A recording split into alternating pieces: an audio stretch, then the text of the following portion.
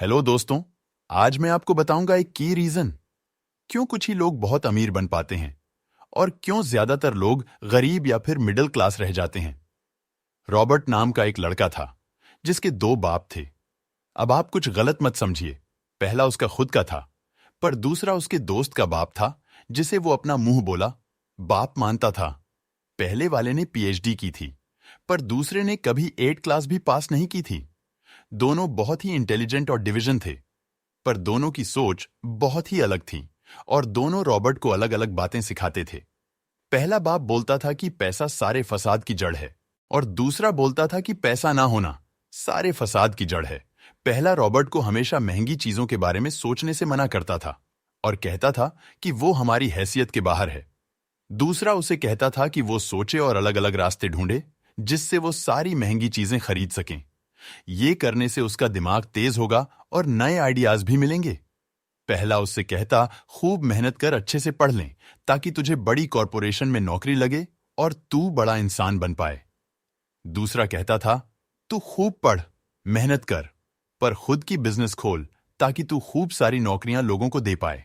Robert के पास एक advantage था, उसने अपने दोनों पिताओं को अपनी अलग अलग सोच के साथ बढ़ता हुआ देखा और उनकी तरक्की देखी। उसने अपना दिमाग लगाया और अपने दूसरे बाप की बातें मानना शुरू कर दी, जो कि बाद में मियामी फ्लोरिडा का सबसे अमीर इंसान बना और उसकी सिखाई बातों से उसने खुद करोड़ों कमाए, जबकि उसका पहला बाप जिंदगी भर गरीब रह गया। सबसे खास बातों में से एक बात जो रॉबर्ट ने अपने अमीर बाप से सीखी वो थी फाइनेंशियल लिटरेसी, जिसका मतलब है एसेट्स और लाइबिलिटीज के फर्क का डिफरेंस जानना। अब आप गौर से सुनिए, ये नॉर्मल कॉमर्स में सिखाए गए मतलब से थोड़ा अलग है। रॉबर्ट ने काफी आसानी से शब्दों में उसका मीनिंग बताया है, जो कि कुछ ऐसा है, एसेट्स कोई भी वो चीज होती है जो आपको पैसे बना के दे या फिर आपके जेब में पैसे डाले, और लायबिलिटी वो चीजें होती है जो आपके जेब से पैसे ले ले या आपके पैसे खत्म करें।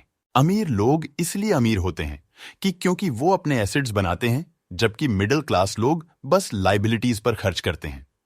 मिसाल के तौर पर रमेश और सुरेश नाम के दो दोस्त थे। दोनों एक हाई पोजीशन और एक जैसे तनख्वाह पर काम करते थे। जब भी उन्हें सैलरी मिलती, रमेश अपनी सैलरी से नए कपड़े, नए गैजेट्स, नया फोन, बाइक या कार, ऐसी चीजें खरीदता था जो उसे अमीर जैसा फील कराती थी। पर वो ये नहीं समझता था कि ये सारी चीजें लायबिलिटीज है जो उसके पैसे उससे ले रही है। ना कि बस जब वो उन्हें खरीदता है तब, बल्कि आगे भी मेंटेनेंस वगैरह के लिए, जिसकी कदर वक्त के साथ कम हो जाएगी, और ना ही वो आगे कुछ पैसों का मुनाफा देगी। लेकिन सुरेश ऐसा नहीं था। वो ये सारी चीजें नहीं खरीदता था जब तक कि उसके लिए बहुत जरूरी ना हो वो चीज खरीदना। वो पैसे जमा करता था और एसेट्स पर खर्च करता था, जैसे कि स्टॉक्स, बॉन्ड्स, रियल एस्टेट, अपनी खुद की स्किल्स बढ़ाने के लिए या कुछ सीखने के लिए जो उसे आगे और पैसे बना के दे। 2 साल बाद सुरेश करोड़पति बन गया, जबकि रमेश वैसे का वैसा अपनी कम सैलरी को कोसता रह गया और कहता था कम सैलरी उसके मिडिल क्लास होने का कारण है। एक गरीब इंसान का कैश फ्लो कुछ इस तरह होता है, उसे पैसे मिलते हैं और फिर वो पैसे उसकी जरूरी खर्चों में खत्म हो जाते हैं। एक मिडिल क्लास का कैश फ्लो थोड़ा सा अलग होता है। उसे पैसे मिलते हैं, वो पैसे जरूरी खर्चों और लाइबिलिटीज में खत्म कर देता है। इसलिए मिडिल क्लास और गरीब में ज्यादा फर्क नहीं है। मोस्टली मिडिल क्लास लोगों को लगता है उनका घर उनका एसिड है, पर ऐसा नहीं है। आपका घर आपको पैसे बना के नहीं देता जब तक कि आप उसको रेंट पर ना दो, जबकि अमीर लोगों का कैश फ्लो ऐसा होता है, उन्हें पैसे मिलते हैं, वो उस पैसों से अपने एसेट्स बनाते हैं और फिर उसी पैसों से खर्चा करते हैं। इसीलिए वो अमीर होते जाते हैं, क्योंकि उनके इनकम के दरिया बढ़ते जाते हैं।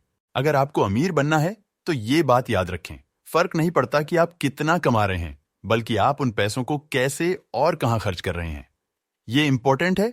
आपको कंज्यूमर की सोच से बाहर आकर इन्वेस्टर की सोच अपनानी पड़ेगी।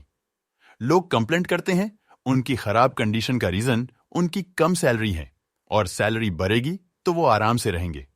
पर समस्या ये है कि इनकम बढ़ने के बाद लोगों की खर्चे ज्यादा बढ़ जाते हैं, क्योंकि ज्यादा पैसे ज्यादा अच्छी चीजें खरीदने पर मजबूर करते हैं, जैसे कि एक बेहतर फोन, कार, घर, जो कि सब फिर से बस लाइबिलिटीज है जो आपको कभी अमीर बनने नहीं देगी।